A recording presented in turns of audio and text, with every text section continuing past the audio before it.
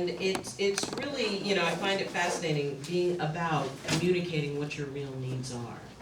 Because I think that if there's anything that a lot of people have a lot of challenge with, it is being able to say what they need and say it in a way that they can be able to have that need met, Oh, good. or rented mouth, something better. Or I just need to be able to speak. But to be able to find a way to be able to work that out, because if we don't get out what we need, then it stays inside of us and that doesn't get it anywhere. And so, you know, I'm really looking forward very much to this talk. Ladies and gentlemen, Sonika. Yay!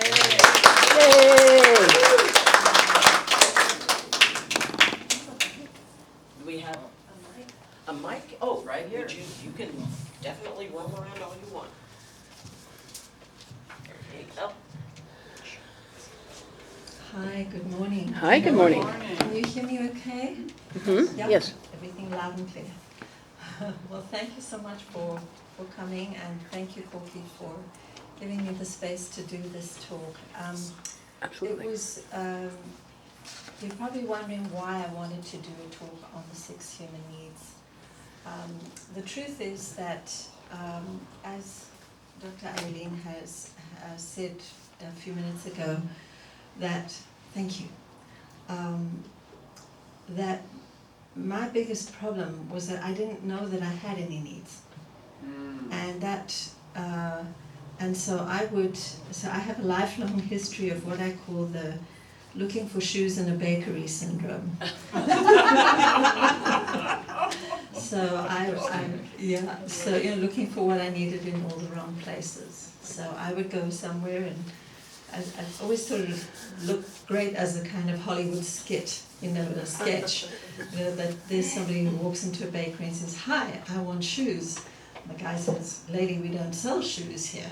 And I said, "But I want shoes, but we don't have shoes." And you read the sign, you know, and she would, and then I would say, but I'm looking for shoes. I need shoes right now, you know. And this would just get more and more and more ridiculous with time, and extremely painful, until I would storm out of the bakery feeling misunderstood, feeling like no one could hear me, and no one heard me, no one could relate to me. And then I would go to the next bakery, and I would say, "Hi, I want shoes." Does it sound familiar? Yeah, unfortunately, yes. So that was really the reason, you know, why I came across the 6 human needs in a book by Tony Robbins, and I thought, at least if you can give a name to it, you know, if you can give a name to what it is you actually need, and then I think I sort of see it as a three-pronged process. I call it the NPP. So you give it a name, and then then you find out what is the purpose. You know, why are you asking for that, and then the practical application of that. So I would like to go through what the needs are. Let's write this down. And for me, it was really interesting, just the order that Tony Robbins dealt with the needs. So the first one is certainty. Just write them up here.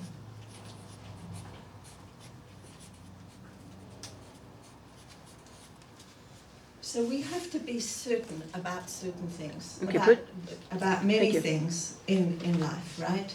If you're going to book a plane, you want to know that the pilot didn't drink a bottle of vodka before you got on the plane, because you might not get to your destination, you know. So there are a lot of things. If someone says to you, "I will be there at 9 o'clock," and that person's not there at 9 o'clock, you start getting worried, right? So we have a tremendous need for certainty, because it gives us a feeling of safety. That's the first one.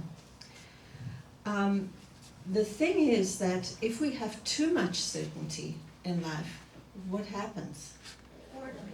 We get bored. Yeah. So I think that was God's sense of humor, that he decided to put two opposing needs right next to one another. And so the second need is for variety.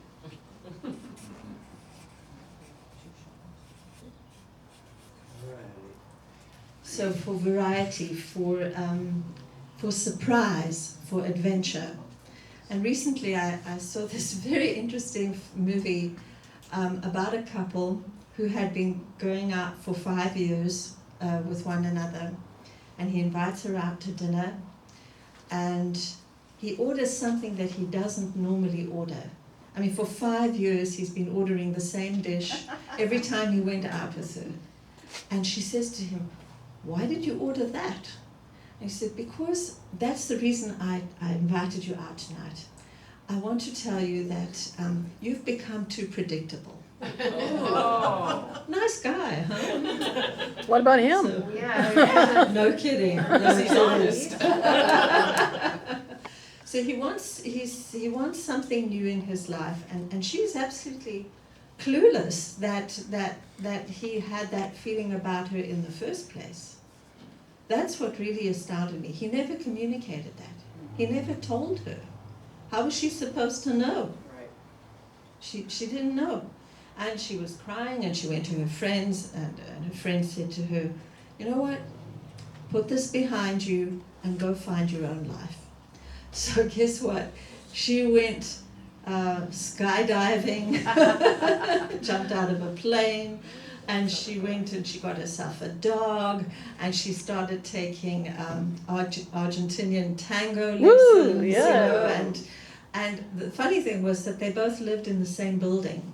And so every time he would see her, she would say to him, "Oh, well, I just got back from, jumping out of a plane." And it's like, suddenly he saw that she had become very unpredictable, and he got interested again.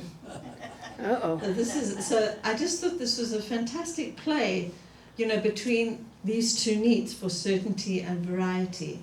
And in the end, she decided that he was the one who was predictable. He was the one who always was doing the same thing. And she didn't want any part of that. So she went on and had her own life after that. Yay. It was very, very interesting, because we never know, if we don't tell each other what's actually going on in a relationship, or what we need in that relationship, the other person is never going to guess it. Okay. So the third need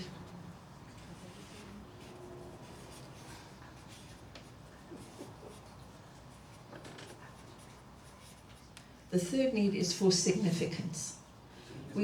Significance. So we have to know that our lives have meaning, and we have to know that we matter, and that what we does matters, who we are matters, and that the people in our life know that too. It's a very important thing, and it's also, I think, something that when you don't have that, then you feel kind of short-circuited, I remember when I used to work in the music business, and I would do all this work, a tremendous amount of preparation work for my studies and for my performing and so on.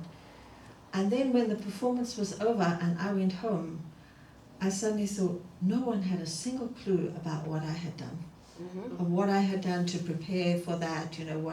I didn't have a sense of significance, because I didn't have that sense of significance within myself. That was the first place it had to start. So it's an interesting one. It's a kind of a play between what we feel from others and what we have to give to ourselves. So the third need is significance. Okay, number 4.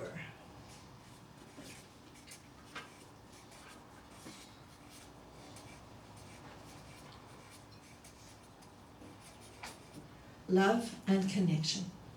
Very, very important. We all need love and connection.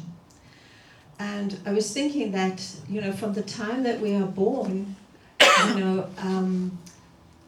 when you think, and I think of a particular example that happened to me, a friend invited me to her home and asked me to take her baby boy in the stroller and walk and take him for a walk in the park. So the hood of the stroller was down. I'll never forget this. It was an incredible moment. And this child really started crying, and he obviously knew that his mom was not wheeling the stroller. And when I opened the stroller, there were these huge blue eyes looking at me, and as if to say, "Who the heck are you?" You know, it was. He had to know. He had to have that visual connection with somebody. So from the time that we are tiny children, we need that connection. It's really, really important. And, you know, and it doesn't matter what age we are, whether we're a tiny tot or whether we're in our 80s, with, you know, whatever age, we need the connection. It's really vital. And I often think that in this culture that we lose so much of that through technology and kind of trying to connect over the internet and things like that. I think people really, really need face-to-face connection. It's vital, and it becomes more and more vital the more technological we become. I think that's a super important fact. And then the fifth need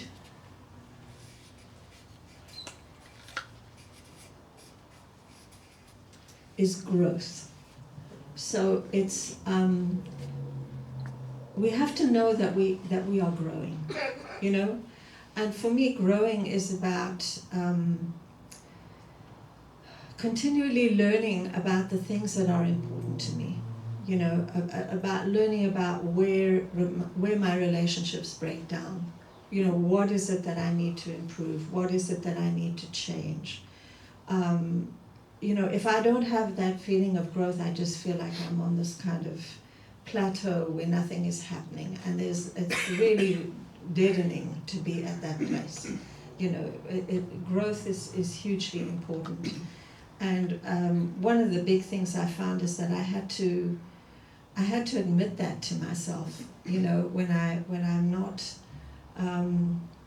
not growing and I feel like I'm slowing down and so on, that I have to really do something about that. I have to do the opposite. I have to go and get physical, go do physical exercise, go and join a group, go take a class, go do something, but just not always stay in the same place. And then the last need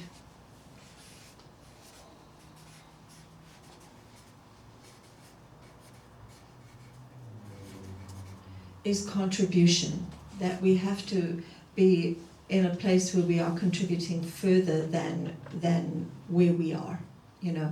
And I see so much of that right here at CCL, where people really, you know, they give so generously of themselves and their time, and it's really a phenomenal place. This place, really, really quite phenomenal.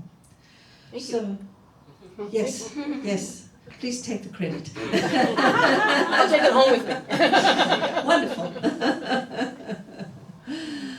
So, are there any questions? Yes, Carol. Speaking of which, we need help cleaning up afterwards because I have to leave early. What a perfect time to contribute.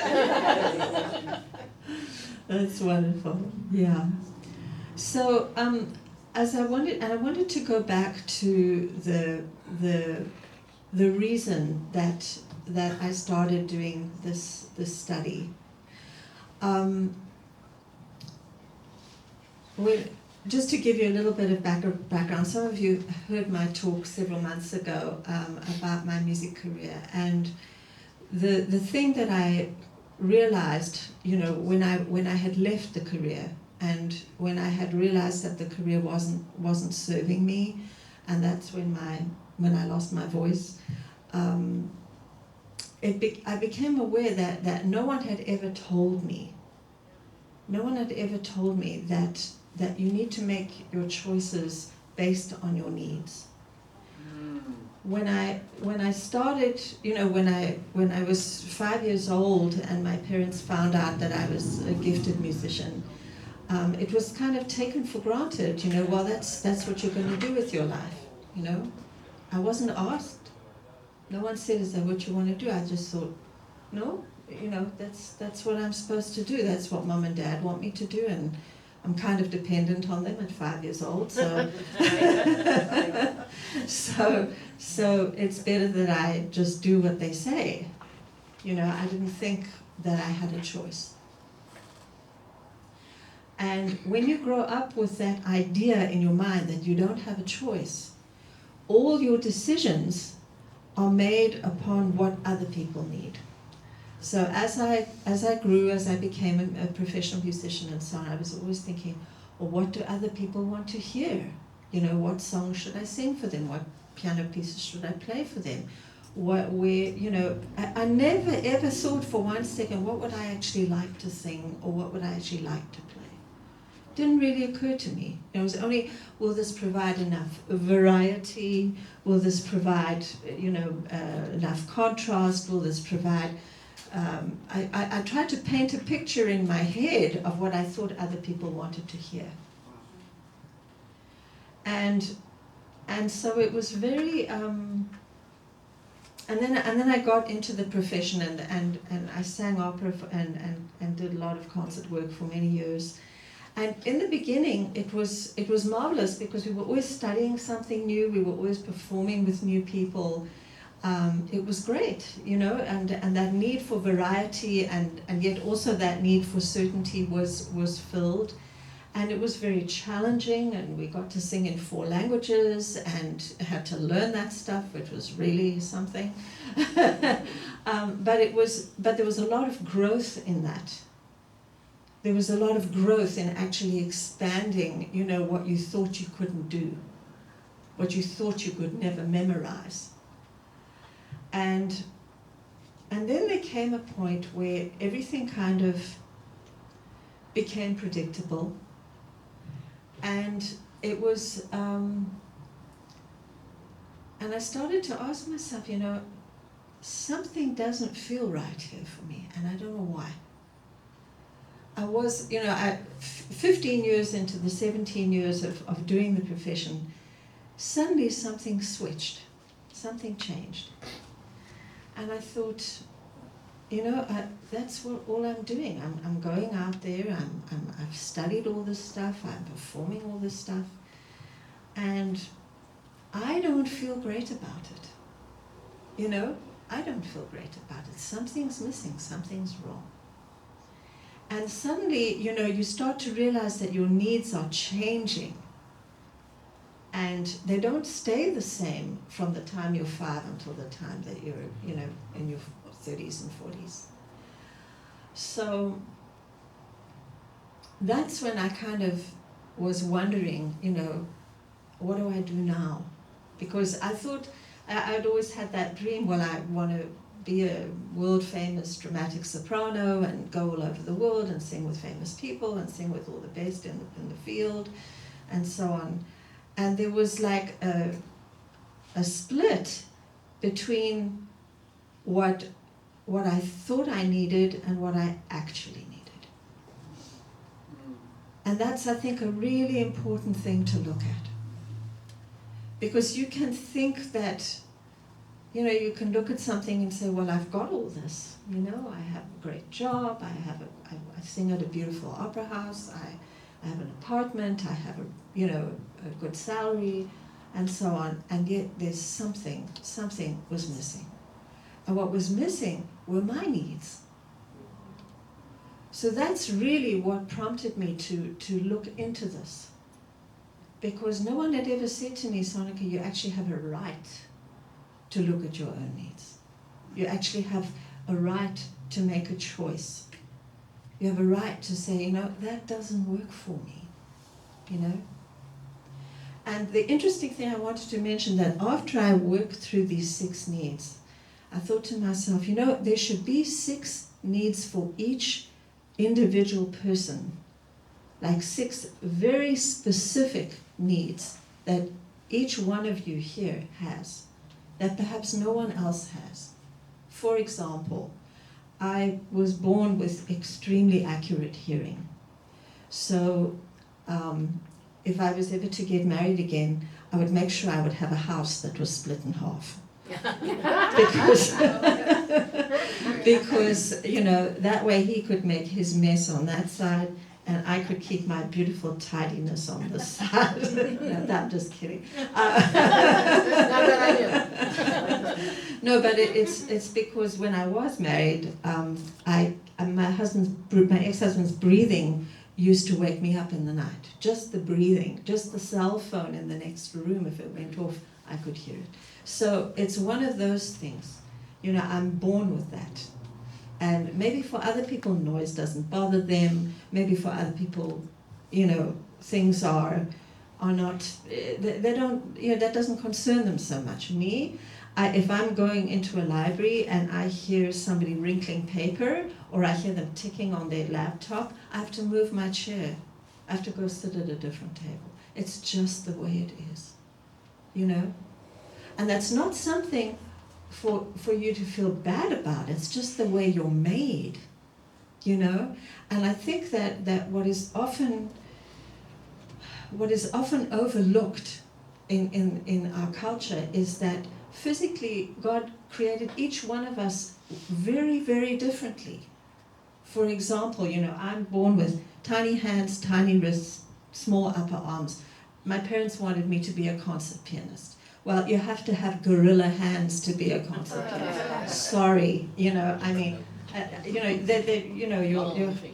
to, yes, exactly. You have to have really large hands and very strong upper arms. And you have to be able to read all those different notes on the page, which was for me very difficult. So it was about recognizing, there's some things I'm great at, and there are other things that I specifically need that no one else perhaps needs. And that's not something to be ashamed of. It's not something to see as wrong, It's just something that's very special about you. That's really special about you, And I can remember even, when several years after I had left the opera took me years and years and years to get over the loss. And I remember one day when I was doing some writing about it, and I said to myself, be honest with yourself, Sonika. Do you really think that you were made for that career? I mean, look, you have a small rib cage. I mean, not that all opera singers are really as big as people think they are. There are others that are, but the really great ones, they're broad. They're broad. They've got broad rib cages because they have to hold very long lines of melody, And so you need a tremendous stamina. You also have to have a memory like an elephant, because my friend who was the first Afro-American singer to sing at the Vienna State Opera, she had at the age of 30. She had 20 operas in her head. Wow. And that someone could say to her, and someone did actually call her on a Tuesday and said, we've got somebody at the Vienna State Opera, we need a soprano on Thursday to sing Aida. And she hadn't sung Aida for 3 years. Wow. And she could do it at the drop of a hat. I mean, once she memorized something, every note was in her head, and that was 20 operas. Operas are like 200 pages long. I couldn't do that. I didn't have that kind of memory. I had to relearn things. That's just the way I'm made. That's the way she was made, And she, what? Envious talent. Yeah, I mean, that's what she was born to do. Yeah. And years later, when I looked her up on the internet and I heard her singing my very favorite aria from Tosca, Puccini's Tosca, I sat and cried. And I said, God, why did you do this? How come she got to have this fabulous career and I didn't, you know? Because that's what she was born to do. I was not physically born to do that. I'm not quite sure yet what I was born to do. It wasn't that. Thank you. So it was, you know, and the third thing, and the third aspect which I really wanted to stress also, is that the third reason why I couldn't have done that career is because I hate what they do to people in the arts, in the music profession, especially to women, and especially to women in the opera. You know, a woman will work her guts out, and she sings one bad note, and that's the one thing that gets reported in the papers.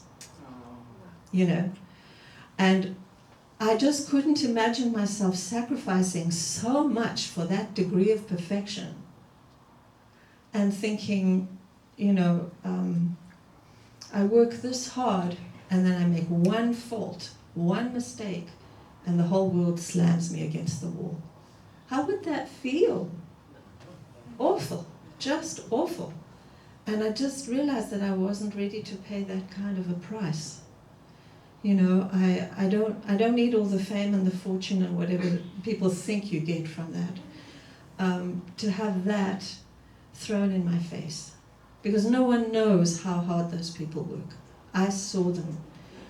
You know, one friend of mine, I worked in the chorus at the Opera House. That was my job, although I did solo work on the side. And this friend of mine, his wife was one of the soloists, and he was in the chorus. And he didn't see a flight of stairs that was not protected by a security rope on the stage.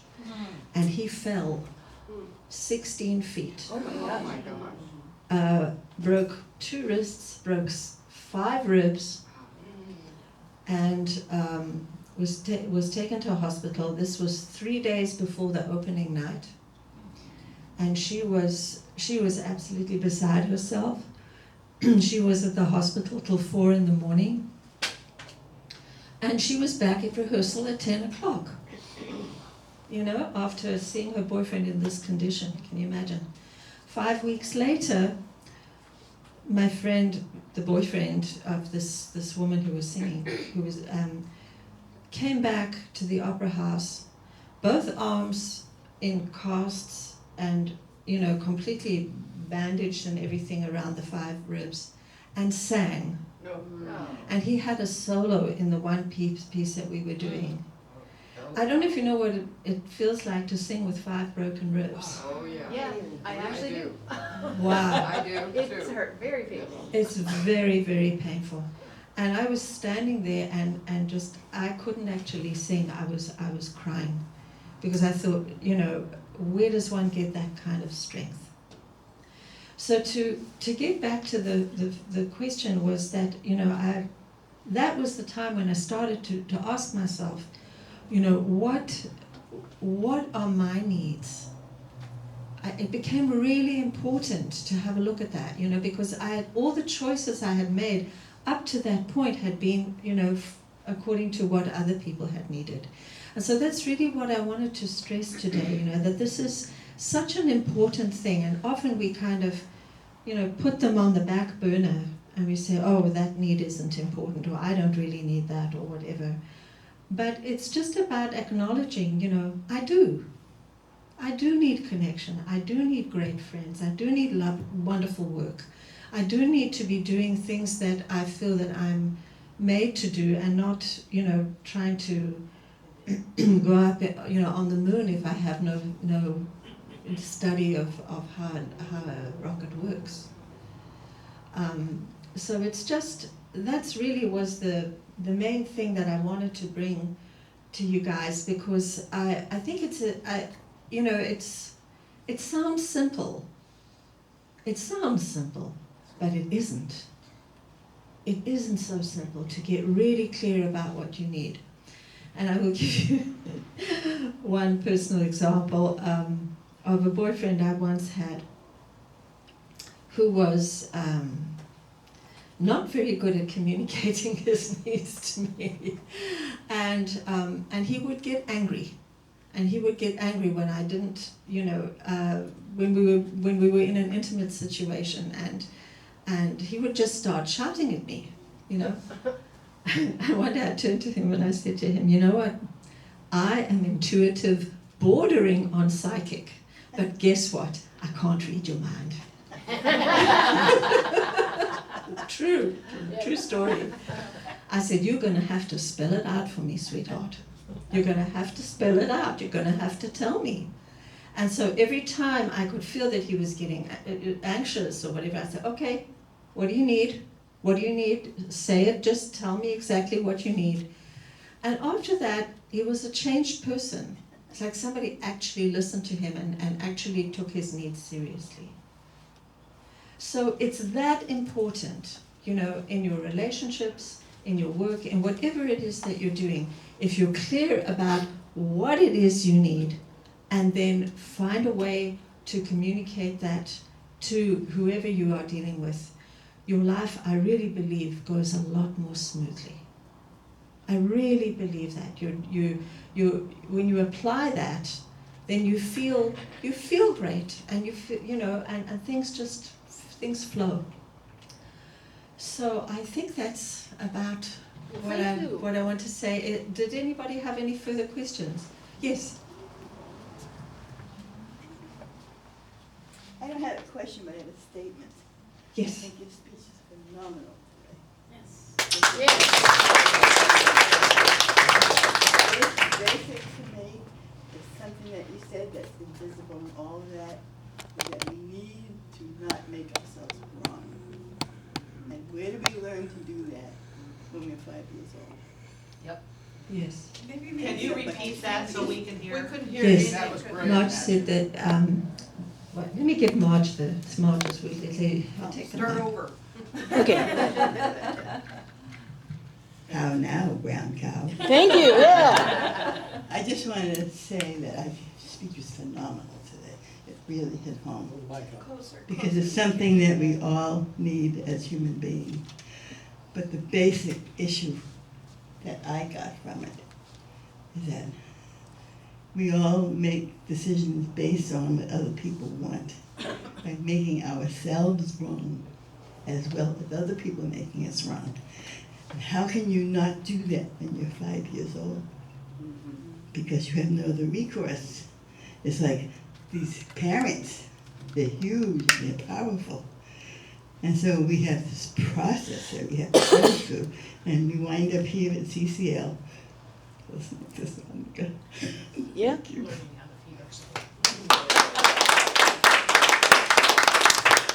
Thank you, Marge. Thank you so much for coming and for listening, and I hope it's been helpful. Yes, Keith? Yes.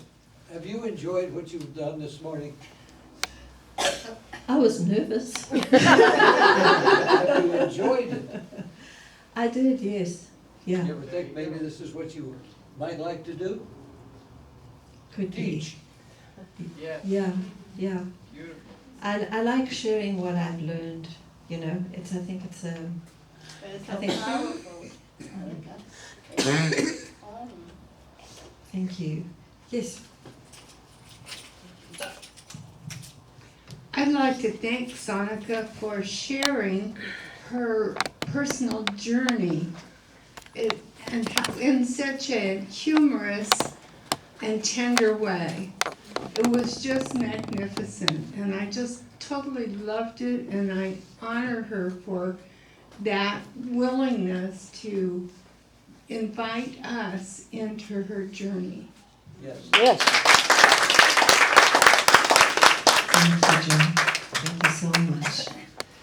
And thank you for doing the video, Corky. You're welcome. And yes, As a body worker, when I'm in a situation that does not feel right for me, my butt gets tight. The minute my butt gets tight, I start asking questions. What's out of harmony? So if you can find out what your tell is in your physical body, and as soon as that happens, you know either the person you're sitting next to, the conversation, the energy of the group, the whatever, is not Pono, is not right. Therefore, you start finding out, how do I make that so that I'm comfortable? So if I have a certainty when my butt gets tight, I need to take a look at what's going on around me and what's going on around me. So if you can find your tell within your body, ask your team to give you an idea of what it is that makes you aware that things are not in harmony around you. And then you can start asking, is it within me, is it from without? You can always move to a different location, tell the people that you're gonna go over here and speak, go to the restroom, take a break, and find out what's going on. So that you know immediately when that happens, there is something not in harmony around you. Yeah. That's my Thank certainty. you. The minute my That's glutes get amazing. tight, I stop my motorhome and I say, okay, what's up? I think that's a really important point that you brought up, because sometimes there's a kind of a delay until we actually can kind of find out or tune in Yes. to, what is it that doesn't feel right. Yes. And it's wonderful that you have a kind of immediate signal that, Yes. that tells you exactly, okay, need Something's to not change right. gear. There's Yeah. chaos, there's something. Something's not in balance. So Absolutely. let's take a breather and process this. Okay, Yes. thank you. That's great. Thank you, everybody. Yes. I love